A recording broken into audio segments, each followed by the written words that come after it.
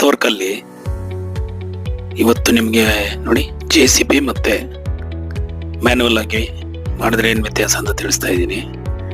JCBಯಲ್ಲಿ ಮಾಡಿದ್ರೆ ಕೆಲಸ ಜಲ್ದಿ ಆಗುತ್ತೆ ಮತ್ತು ಮಣ್ಣು ದೂರ ಹಾಕ್ಬೋದು.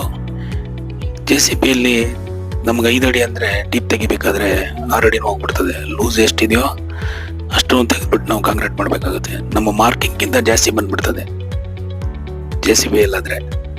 ಸೆಂಟ್ರಲ್ಲಿ 1 ಅಡಿ 2 ಅಡಿ ಕಟ್ಟೆ ಇದ್ರೂ ನಿಲ್ಲಲ್ಲ, ಅದು ಬಿದ್ದೋಗುತ್ತೆ JCB ಇಲ್ಲ ಅಂದರೆ. ಓಕೆ, ಅದೇ ಮ್ಯಾನ್ಯುವಲ್ ಆದರೆ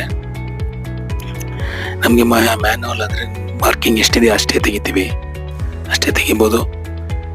ಕೆಲಸ ನೀಟಾಗಿ ಬರುತ್ತೆ, ಕಾಂಕ್ರೀಟು ವೇಸ್ಟ್ ಆಗಲ್ಲ, ನೀಟಾಗಿ ಬರ್ತದೆ. ಕುಮಾರ್ ಸೂರ್ಯ ಕನ್ಸ್ಟ್ರಕ್ಷನ್ಸ್ ಸಬ್ಸ್ಕ್ರೈಬ್ ಮಾಡಿ, ಲೈಕ್ ಮಾಡಿ, ಶೇರ್ ಮಾಡಿ.